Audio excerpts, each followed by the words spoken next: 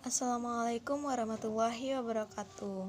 Halo semua, perkenalkan nama saya Gustia Rahmadini, NIM 1202800084 dari Program Studi Teknik Kimia Angkatan 2020. Nah, pada kesempatan kali ini saya akan memaparkan sedikit materi tentang fluida. Nah, menurut sifat fisisnya, fluida itu terbagi ke dua macam jenis. Yang pertama itu ada fluida statis dan fluida dinamis. Perbedaan antara fluida statis dan fluida dinamis ialah yang pertama, fluida statis adalah fluida yang zat alirnya itu tidak bergerak, sedangkan fluida dinamis adalah fluida yang zat alirnya itu bergerak. Nah, untuk memperdalam ilmu lebih lanjut tentang fluida statis dan fluida dinamis, mari kita belajar bersama. Fluida adalah zat yang dapat mengalir dan memiliki bentuk seperti wadah yang menampungnya, dan atom-atom beserta molekul-molekul bebas bergerak di dalamnya. Nah, kemudian zat-zat yang termasuk ke dalam fluida ialah seperti gas dan zat cair. Nah, kemudian zat fisis fluida itu dapat kita pahami saat fluida itu bersifat statis. Nah, berikut ada macam-macam jenis fluida statis. Yang pertama itu adalah rapat massa atau densitas. Rapat massa adalah ukuran kepadatan suatu benda atau yang dapat dirumuskan dengan Rho sama dengan M per V, yang mana Rho itu adalah massa jenis benda, M itu adalah massa benda, dan V itu adalah volume benda. Nah, kemudian biasanya satuan yang digunakan dalam rapat massa itu ialah kilogram per meter kubik atau 10⁻³ gram per sentimeter kubik. Nah, kemudian yang kedua itu ada tekanan. Nah, tekanan itu adalah gaya yang bekerja tegak lurus pada suatu bidang dibagi dengan luas bidang tersebut. Nah, biasanya tekanan itu dirumuskan dalam P sama dengan F per A, yang mana P itu adalah tekanan, F adalah gaya tekanan, dan A adalah luas permukaannya. Nah, kemudian untuk menentukan rumus tekanan hidrostatis, nah kita harus menjabarkan dari rumus tekanan terlebih dahulu. Nah, yang mana P sama dengan M dikali G dikali, yang mana M ini kita dapatkan dari F ini, Mg ini kita dapatkan dari penjabaran dari rumus F. Nah, kemudian dapat kita jabarkan menjadi P sama dengan M dikali G per A. Nah, kemudian kita jabarkan lagi M, yaitu menjadi Rho per V. Nah, setelah itu kita dapatkan rumusnya yaitu P sama dengan Rho dikali V dikali G per A. Nah, setelah itu kita akan menjabarkan kembali rumus V. Nah, yang mana V itu kita jadikan A, kita jabarkan menjadi A dikali H. Nah, kemudian P kita dapatkan P dikali A dikali H dikali G per A. Nah, kemudian A di sini sama bisa kita coret. Kemudian kita dapatkan rumus tekanan hidrostatisnya yaitu P sama dengan Rho dikali G dikali H. Nah, kemudian selanjutnya ada itu prinsip Pascal. Prinsip Pascal itu adalah tekanan yang diberikan kepada zat cair dalam ruang tertutup dan diteruskan sama besar ke segala arah.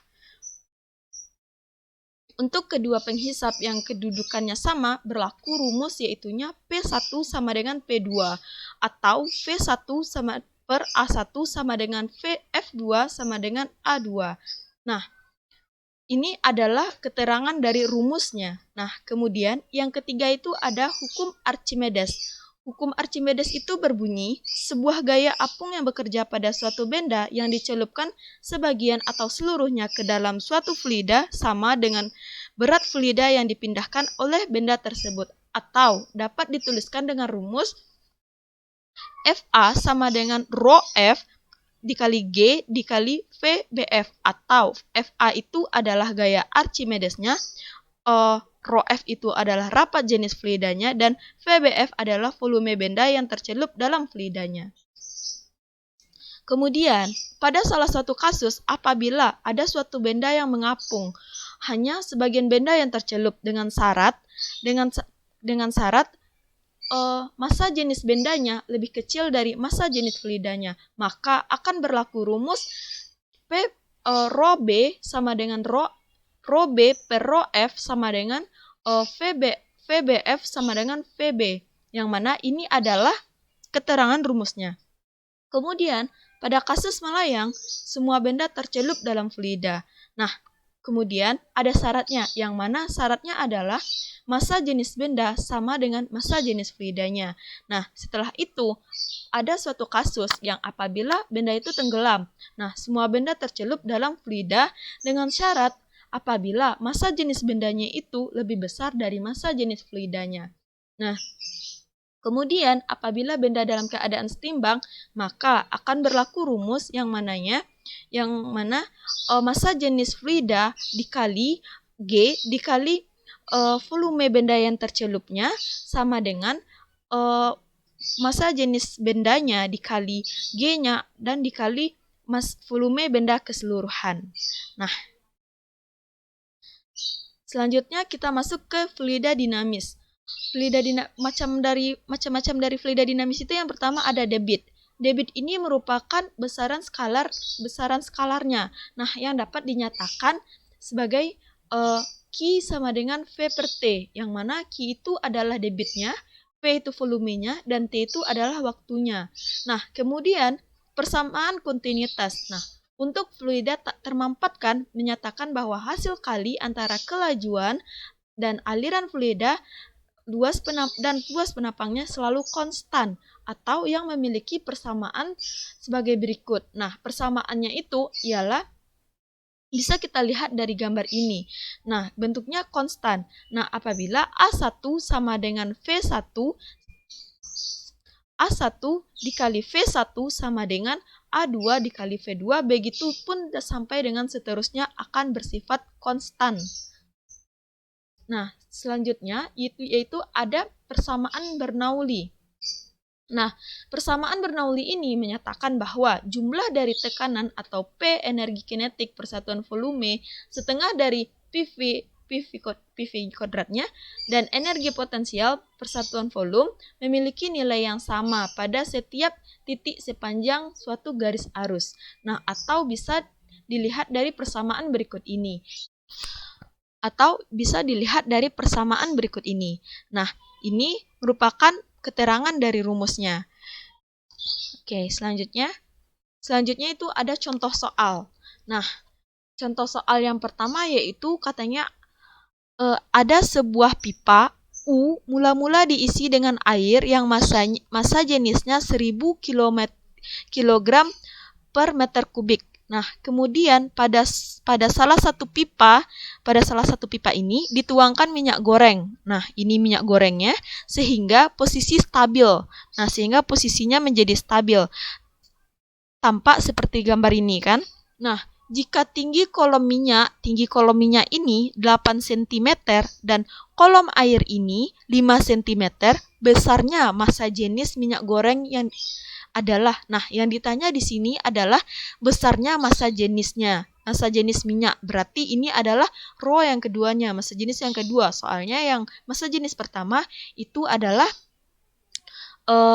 massa jenisnya air. Nah, ini setelah kita ketahui massa jenis yang pertamanya yaitu 1000 kg. Nah, kemudian ketinggian yang pertamanya, ketinggian air kita dapatkan 5 cm, ketinggian minyak kita dapatkan 8 cm. Nah, kemudian yang ditanya adalah Rho yang kedua atau massa jenis yang kedua. Nah, kita mengkonversikan ketinggiannya dari cm ke meter kubik. Nah, selanjutnya kita akan menjawab. Ini merupakan persamaan dari massa jenis air dan massa jenis minyaknya. Kemudian, ini adalah turunan rumusnya. Kemudian, ini kita masukkan angka yang telah kita ketahui tadi. Nah, 1000 dikali 0,00005 ini merupakan sudah dikonversikan. Nah, kemudian P Kemudian massa jenis minyaknya belum kita ketahui dan ini ketinggian dari minyaknya. Nah, setelah kita jumlahkan dan kita dapatkan hasilnya, nah hasil yang kita dapatkan adalah 625 kg per meter kubik. Inilah yang kita dapatkan. Nah, selanjutnya lanjut ke contoh soal nomor 2.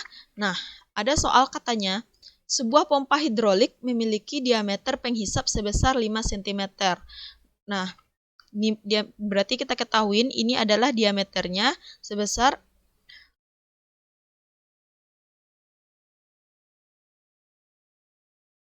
diameternya kita ketahui sebesar 5 cm dan mampu mengangkat beban maksimum. Beban maksimumnya berarti ini adalah F1-nya. F1-nya jika gaya yang dikenakan pada penghisap besarnya itu 3600 N, berarti ini adalah F2-nya.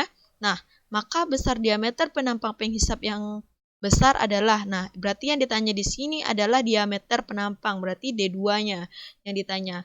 Nah, kita jawab. Nah, di sini kita menggunakan rumus dari prinsip Pascal, yang mana gaya 1 per luasnya, per luas alasnya sama dengan gaya 2 per alas keduanya. Nah, ini merupakan penjabaran rumusnya. Kita di sini menggunakan pi per 4 dikali D1 yang merupakan diameter dari lingkaran. Nah, ini merupakan diameter dari lingkaran dan ini kemudian kita masukkan angka yang telah diketahui tadi. Nah, di sini. Nah, kemudian katanya tadi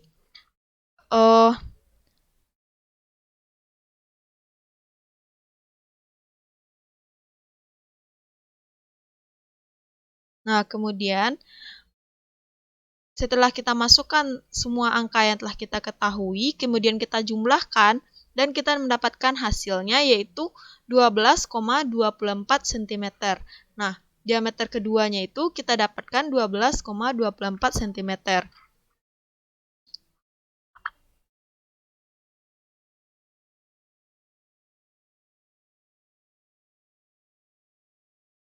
Nah, selanjutnya ada soal selanjutnya. Ini merupakan katanya posisi pipa besar adalah 5M. Posisi pipa besar, berarti yang ini ya, posisi pipa besarnya 5M di atas tanah, dari atas tanah ini, 5 meter ke atasnya. Dan kemudian pipa kecilnya yaitu 1 meter. Berarti ini ya, pipa kecilnya 1 meter. Nah, kemudian kecepatan aliran pada pipa besar adalah 36 km per jam dengan tekanan 9,1 dikali 10 pangkat 5 Pascal. Sedangkan tekanan di pipa yang kedua, di pipa kecil yaitu 2 dikali 10 pangkat 5 Pascal. Nah, berarti ini P-nya ya. Ini P-nya, tekanan. Nah, jika massa jenis air, nah berarti rho-nya kita ketahui itu di sini yaitu 1000 kg per meter kubik. Nah, maka kecepatan air pada pipa kecil itu adalah, oke, berarti yang kita cari di sini adalah kecepatan air pada pipa kecil atau F2-nya. Oke, setelah kita ketahuin, ini yang kita ketahuin, H1-nya yaitu 5 meter, H2-nya 1 meter, V1 atau kecepatan yang pertamanya yaitu 10 meter per sekon, ketekanan yang pertamanya yaitu 9,1 dikali 10 pangkat 5 Pascal, tekanan yang keduanya yaitu 2 dikali 10 pangkat 5 Pascal, dan rho-nya yaitu 1000 kg per meter kubik. Nah, kita jawab di sini. Untuk menjawab soal ini, kita menggunakan rumus hukum Bernoulli. Nah, yang mana rumusnya yaitu P1 ditambah setengah rho V1 kuadrat ditambah rho GH1 sama dengan P kuadrat ditambah setengah rho V2 kuadrat ditambah rho GH2. Nah, kemudian masukkan angka yang telah kita ketahui tadi. Ini masukkan angka ini sesuai dengan rumus. Nah, setelah dimasukkan, maka jumlahkan. Manakah jumlahan yang bisa penjumlahannya yang bisa dijumlahkan terlebih dahulu. Kemudian setelah dijumlahkan, untuk mensederhanakannya, maka kita akan membaginya dengan 10 pangkat 4 untuk menyederhanakannya. Untuk yang kita cari di sini adalah kecepatan airnya kan, kecepatan air di pipa kecil. Nah, berarti V2-nya yang tidak kita ketahui di sini. Nah, setelah kita jumlahkan angka yang kita dapat, maka V2 kuadratnya kita dapatkan 1600. Nah, setelah itu kita akarkan maka hasil yang kita dapatkan adalah 40 meter per sekon. Nah, jadi kecepatan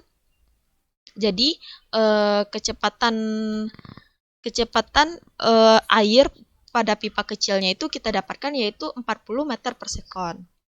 Nah, selanjutnya yaitu soal selanjutnya yaitu ada air mengalir melalui pipa besar dengan debit 20 liter per menit dan kecepatan 2 meter per sekon. Pada bagian ujung, diameter pipa mengecil menjadi setengahnya, maka debit aliran dan kecepatan aliran berturut-turut menjadi. Nah, di sini kita ketahui bahwasannya volume airnya itu yaitu 20 liter per menit. Nah, waktunya itu kita dapatkan per menit berarti 1 menit atau 60 sekon. Kita dapatkan kemudian V1-nya kita ketahui yaitu 2 meter per sekon. Nah, kemudian katanya pada bagian ujung diameter pipa mengecil menjadi setengahnya. Oke, jadi yang ditanya di sini adalah debit aliran dan juga kecepatan aliran berturut-turut. Nah, debit aliran itu dilambangkan dengan Q, kemudian kecepatan yang keduanya itu dilambangkan dengan V2. Nah, kita jawab yang pertama, kita harus mencari debit airnya terlebih dahulu. Rumus dari debit itu ialah Q sama dengan V per T. Nah, kemudian yang mana V itu kita dapatkan yaitu 20 dikali 10 pangkat min 3 karena di sini kita menjadikan dari liter menjadikan ke meter. Nah, maka dapat 20 dikali 10 pangkat min 3 meter per. Ini 60 sekon per 60 sekon. Nah, sini nolnya sama-sama kita coret karena sama, terus kemudian kita dapatkan 2 per 6 dikali 2 per 6 kita sederhanakan menjadi 1 per 3. Oh ya, ini ketinggalan di sini hasilnya yaitu 1 per 3 dikali 10 pangkat min 3. Jadi, maka debit alirannya kita dapatkan yaitu 1 per 3 dikali 10 pangkat min 3. Nah, selanjutnya kita akan mencari kecepatannya. Kecepatan aliran airnya. Nah, di sini kita menggunakan persamaan debit 1 sama dengan debit 2. Nah, di sini luas alasnya dikali dengan kecepatannya. Ini kecepatan yang pertama, ini luas alas yang kedua sama dengan luas alas kedua dikali kecepatan yang kedua. Nah, ini merupakan penjabaran rumus dari luas alasnya karena di sini kita menggunakan diameter. Nah, di sini kita menggunakan diameter, jadi kita menggunakan diameter lingkaran. Nah, diameter lingkaran yang kita gunakan yaitu pi per 4 dikali D1 kuadrat. Nah, dikali V1, kemudian ya pi per 4 D2 kuadrat dikali V2. Nah, kemudian ini pi per 4 dan pi per 4 ini bisa kita coret. Nah, kemudian di sini maka sisanya D1 kuadrat dikali V1 sama dengan D2 kuadrat dikali V2. Nah, di sini V-nya kita ketahui. V-nya kita ketahui yaitu 2. Dari soal kita sudah ketahui V-nya. Nah, D1-nya belum kita ketahui. Dan ingat tadi yang diameter yang kedua katanya tadi pada bagian ujung diameter pipa mengecil menjadi setengahnya. Berarti ini setengah dari diameter yang pertama. Nah, berarti dikali V2. Nah, berarti di sini kita dapatkan seperempat diameternya. Kemudian di sini ada D1 dengan D1 sama. kita bisa coret, kita coret. Nah, berarti di sini kita kalikan 4 kali 2 sama 4 dikali 2 sama dengan 8. Maka V2-nya kita dapatkan yaitu 8 per meter sekon per meter sekon. Oke, baiklah. Setelah mengetahui beberapa macam dari besaran dan juga contoh soal dari penerapan fluida statis dan dinamis, selanjutnya saya akan memaparkan sedikit tentang manfaat atau penerapan ilmu fluida dalam kehidupan sehari-hari. Nah, seperti adanya penggunaan pada dongkrak hidrolik, pada rem motor, dan sayap pesawat terbang, dan juga masih banyak lagi. Nah, itulah sedikit tentang ilmu materi fluida yang saya paparkan pada kesempatan kali ini. Semoga bermanfaat dan mohon maaf jika terjadi kesalahan dalam penyampaian saya, dan juga terima kasih karena telah menyaksikan. Wassalamualaikum warahmatullahi wabarakatuh.